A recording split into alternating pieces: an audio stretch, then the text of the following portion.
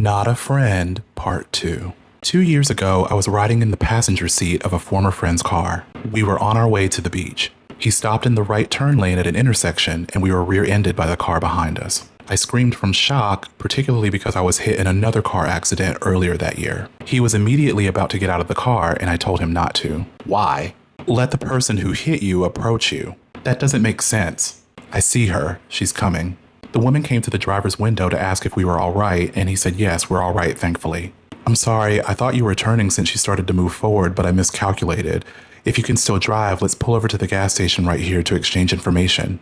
As we were going around the corner to the gas station, he told me to call my lawyer from my previous accident. We should call 911 instead to get a police report. No, you should call your lawyer. Call him now. It's Saturday.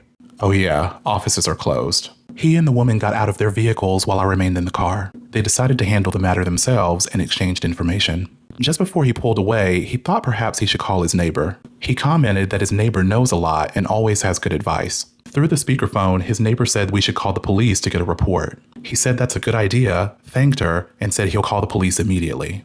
She said she's glad we're okay, and they got off the phone. I then pointed ahead and said, well, the woman is still parked. We should get back to her and call the police before she pulls away. Okay, I see her. I'm trying to think logically here, and I don't need another emotional from you. Okay, I wasn't trying to alarm you.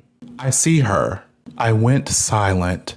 He pulled back over beside her. They both exited their vehicles again, and eventually a policeman arrived. Afterwards, he got back in the car telling me, Ugh, the officer didn't even take a police report. That was a waste of my time. I knew I should have never called the police. He stared at me for a moment, and it felt as if he was trying to look through my sunglasses to see any reaction in my eyes. I remained silent and expressionless, and then we drove away to the beach.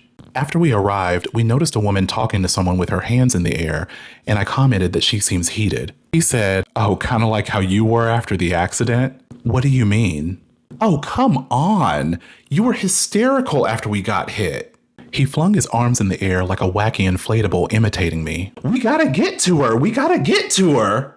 I never had my arms in the air or raised my voice. I only pointed forward and said we should get to the lady before she leaves. Okay, fine, but you were emotional. Well, I guess we remembered that differently. He paused for a moment and said, hey, sorry for making fun of you. I know you were in another accident earlier this year and was just trying to help. Oh, well, I'm sorry for seeming hysterical. I know I screamed when we got hit, so I'm sorry. No, you weren't hysterical. You were beyond hysterical.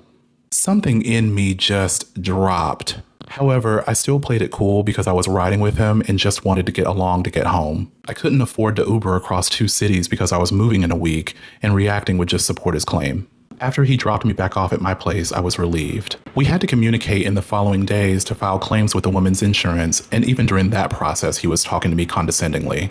After that, I stopped communicating with him. Looking back, when I advised him to call the police, it was nonsensical to him, but when his neighbor advised him to call the police, it was a good idea to him. Then, after the police officer didn't file a report, he tells me his time was wasted, something he likely wouldn't say to his neighbor. Then, as if that wasn't enough, he mocked my reaction to the accident, followed by a disingenuous apology. I share all this to say that once you remove the rose-colored glasses, you will learn that some people carry disdain towards you anyway, whether you're screaming, speaking, or silent.